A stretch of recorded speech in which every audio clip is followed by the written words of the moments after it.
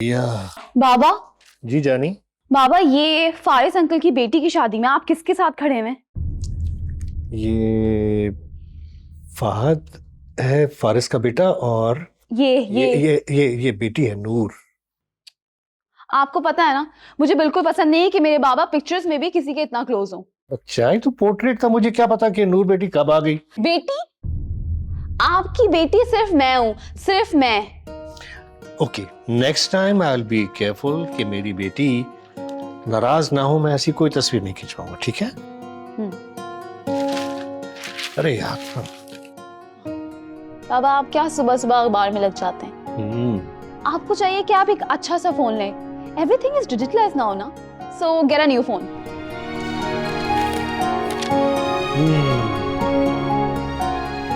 अखबार की खुशबू और तुम्हारी माँ के हाथ की चाय, इन दोनों का तो कोई नेमल बदल हो ही नहीं सकता। और वैसे भी तुमने खुद को अपने मोबाइल फोन की वजह से हमसे दूर कर दिया। ये बात तो है, और हम नहीं चाहते कि तुम्हारे बाबा भी तुम्हारी तरह हमसे दूर हो जाए। अच्छा ठीक है, आप कंटिन्यू करें अपने अखबार के साथ। वैसे ये देखें, ये नया फोन आया और ये कितना अच्छा है, मुझे ये चाहिए। महंगा लग रहा। आपकी बेटी की खुशी से ज्यादा महंगा तो नहीं है ना? नहीं, मेरी बेटी की खुशी से ज्यादा महंगा नहीं है, लेकिन महंगा तो लग रहा है ना। बाबा, मुझे ये फोन चाहिए, और अगर आपने मुझे फोन नहीं दिलाया ना तो भूख हड़ताल। अरे अरे, धमकी क्यों लगा रही हो भाई? मिल जाएगा ना। और वैसे भी मैं या तुम्हारी माँ, हमें तो तुम्हारी तमाम ख्वाहिशात पूरी करनी ही होती है ना, इसलिए बेहतर है कि हम पहले ही हथियार डाल दें। मैंने तो हथियार डाल दिए, अपनी माँ से पूछ लो। आप अम्मी प्लीज। नहीं बाबा, मुझसे अपनी बच्ची की भूख नहीं बर्दाश्त होती, तो भूख हड़ताल तो बहुत दूर की बात है। ठीक है, done. Thank you thank you thank you thank you thank you thank you so much. You are the best parents in the world. और आप दोनों मेरी दुनिया हैं। अपनी दुनिया में मैं किसी को भी घुसने की इजाजत नहीं दे सकती, किसी को भी नहीं। हाँ, किसी को भी नहीं। हाँ।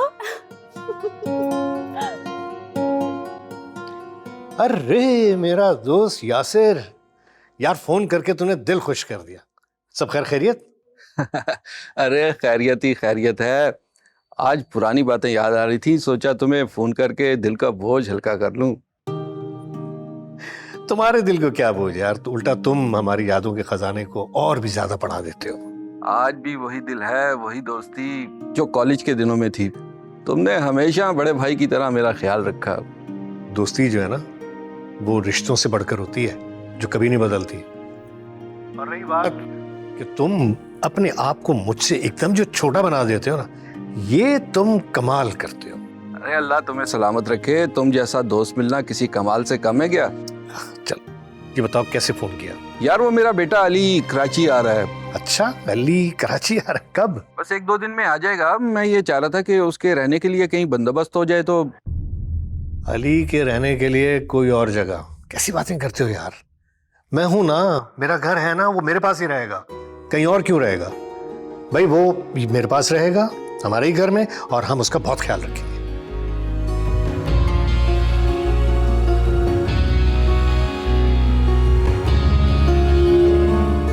जी बाबा, आपने बुलाया था? हाँ बेटा, हाँ बैठो।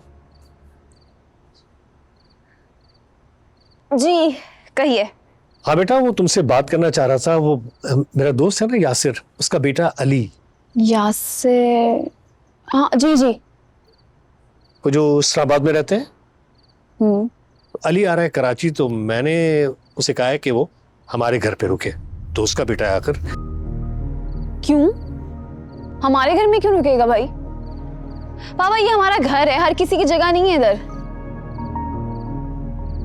अली से हर किसी नहीं है। अली मेरे दोस्त यासिर का बेटा है। आपको तो याद है ना कि जब मेरे बदतरीन दिन थे तो यासिर ने मेरी कितनी मदद की थी। आज अगर उसका बेटा हमारे घर पे आ रहा है, और अगर हम अपने घर के दरवाजे उसके लिए नहीं खोलेंगे, तो ये हमारी दोस्ती की तौहीन नहीं होगी? बिल्कुल। बाबा, मेरे प्यारे बाबा, मैं जानती हूँ कि यासिर अंकल से आपकी बहुत पुरानी दोस्ती है, लेकिन ये मेरा फैसला है कि वो लड़का इस घर में नहीं रह सकता। अली कोई अजनबी नहीं है बेटा, वो यासिर भाई का बेटा है। तुम्हें इस बात को अंडरस्टैंड करना चाहिए। वैसे भी हम तुम्हारी हर जायज और नाजायज बात मानते हैं, तो तुम भी मानो ना। मामा आप क्यों नहीं समझ रही हैं? मैं इस घर में किसी चौथे को बर्दाश्त कर ही नहीं सकती। अलीज़े, इस घर में तुम्हारा ही फैसला चलता है और तुम्हारी समझदारी की वजह से हमें फख्र का मौका भी मिलता है। लेकिन इस बार जो फैसला मैंने कर लिया है उसका मान रखो। वैसे भी वो कोई बहुत ज्यादा दिनों के लिए नहीं आ रहा, 2-4 दिन के लिए आएगा, चला जाएगा। और कभी कभी अपने उसूलों पर कॉम्प्रोमाइज करना पड़ता है बेटा, अंडरस्टैंड करो इस बात को। ठीक है भाई, आप लोग को जो करना है आप लोग करें, लेकिन प्लीज उसको मुझसे दूर रखिएगा और उसको ये समझा दिएगा कि अपने काम से काम रखे और अपना काम खत्म करके जल्द अज जल्द हमारे घर से जाए। दैट्स माई गुड़िया, थैंक यू। 3-4 दिन की तो बात है बस। ठीक है, यू गाइस कैरी ऑन।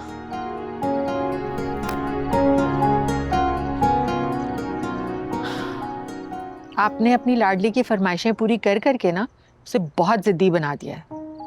किसी को बर्दाश्त ही नहीं करती। असल में इकलौते होने के जोम ने इसको बिगाड़ दिया है।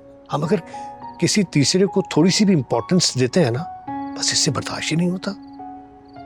बाकी तो सब ठीक है। क्या ठीक है? उसकी शादी करनी है हमने, ससुराल जाएगी, उसे बर्दाश्त होनी चाहिए लड़कियों में। शुक्र करो कि तुम्हें या मुझे कोई ऐसी ससुराल नहीं मिली जहां ये सब कुछ बर्दाश्त करना पड़ता। लेकिन अब जो कुछ होने जा रहा है ना, उसके लिए मुझे और तुम्हें प्रिपेयर होना है। डोंट वरी, अल्लाह सब अच्छा करेगा।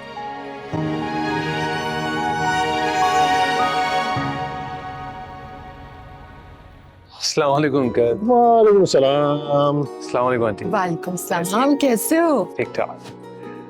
माशाल्लाह, कितने अरसे बाद तुमसे मैं मिल रहा हूँ। तुम तो पहले से भी ज्यादा हैंडसम हो गए। अंकल ये तो आपकी हुस्न नजर है। चलो आओ, अंदर आओ, थक गए होगे तो। अब ये यकीनन अलीज़े है।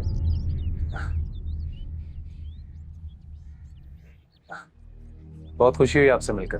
देखिए, मुझे आपसे मिलके बिल्कुल खुशी नहीं।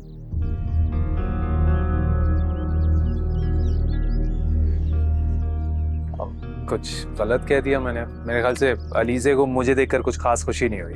अब नहीं बेटा, ये बस ऐसी ही है और इजहार के मामले में तो बिल्कुल भी अच्छी नहीं है, लेकिन दिल की बहुत अच्छी है मेरी बेटी। बस जरा ख्याल रखना, ये ऐसी ही है। अरे ख्याल तो मैं बहुत अच्छे से रख लूंगा। हाँ, बुरा मानने पर उसकी तरह तो बुरा मुंह बिल्कुल नहीं बनाऊंगा। आज अंदर आओ।